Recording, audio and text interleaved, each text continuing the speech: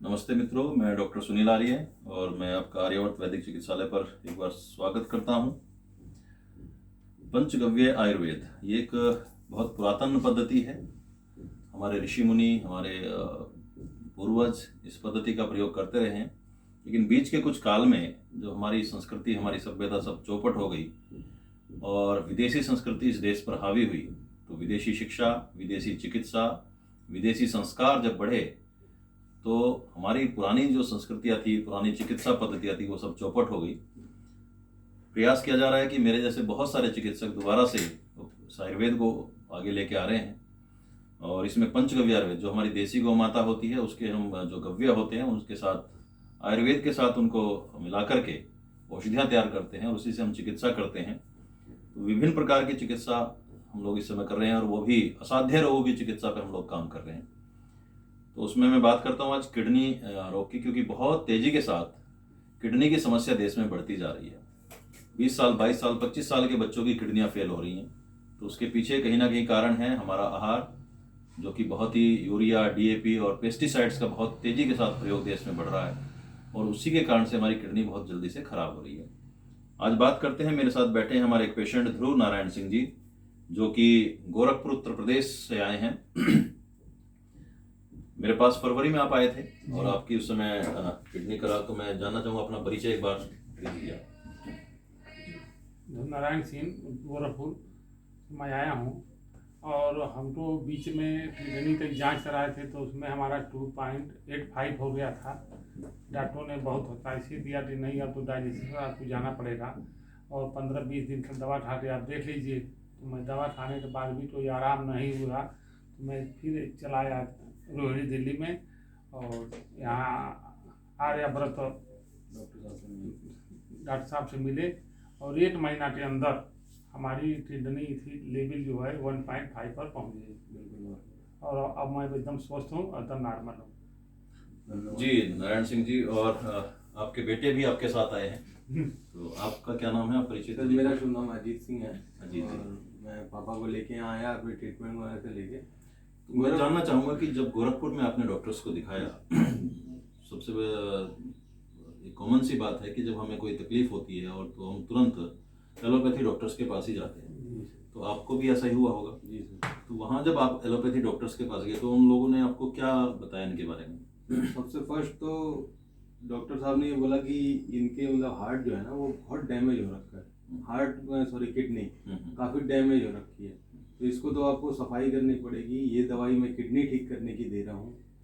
तो मैं थोड़ा सा परेशान ज़्यादा चल रहा था, क्योंकि घर पे मैं अकेला हूँ और ये तबीयत इस सिचुएशन में आ रखी थी कि उठने भी नहीं, बैठना भी नहीं, खाना भी नहीं खा रहे हैं, कुछ मतलब समझ में नहीं कमजोरी आ रहा। बहुत ज्यादा आ गई थी उनको, चलना घर फिरना में भी मुश्किल था। मतलब अजीब ही माहौल हो रखा था इनकी सिचुएशन को देख के।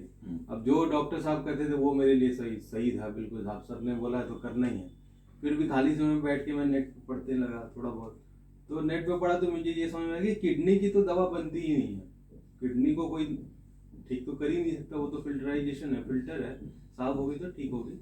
तो फिर मेरा मन वहाँ पे जचा नहीं, तब मैं बाबा को फिर लेके यहाँ आया और हमारे एक मित्र हैं जितेंद्र सिंह जी। हाँ, वही मैं कह रहा हूँ कि पता कैसे लगा हमारे बारे में?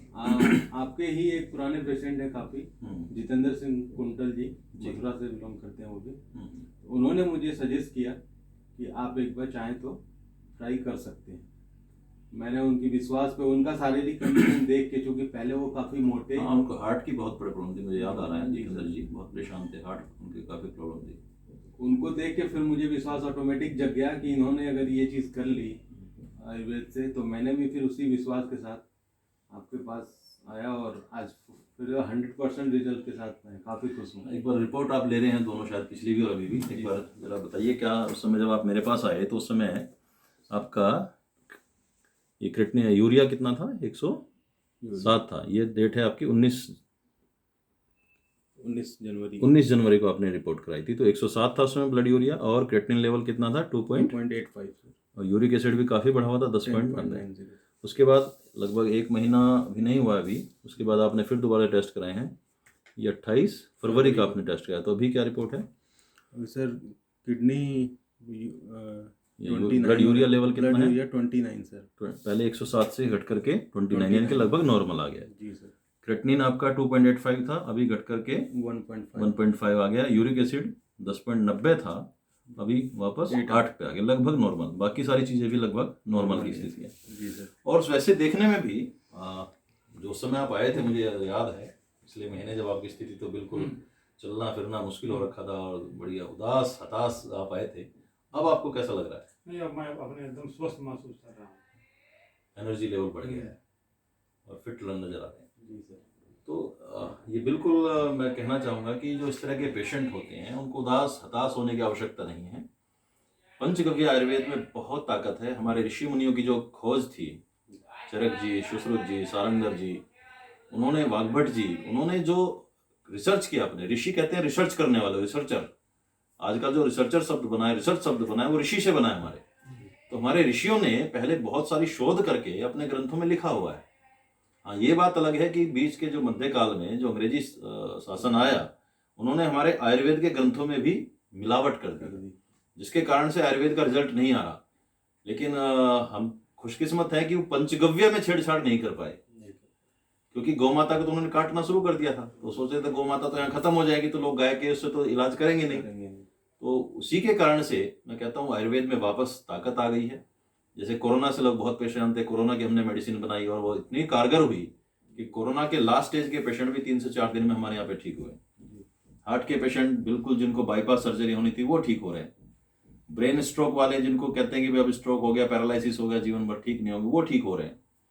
लीवर सोराइसिस जिसको कहते हैं लीवर ट्रांसप्लांट ही करना पड़ेगा, वो पेशेंट ठीक हो रहे हैं। तो कहने का तात्पर्य है कि लगभग शरीर की सारी गंभीर बीमारियां, कैंसर वाले लास्ट स्टेज वाले ठीक हो रहे हैं। तो सारी बीमारियों का इलाज पंचगव्य आयुर्वेद में संभव है। तो मैं तो आप सभी लोगों से अपील करता हूं कि विश्वास करें अपनी प्राचीन संस्कृति पर, प्राचीन चिकित्सा पद्धति पर और अपनी गौ माता पर। सभी स्वस्थ रहें। धन्यवाद।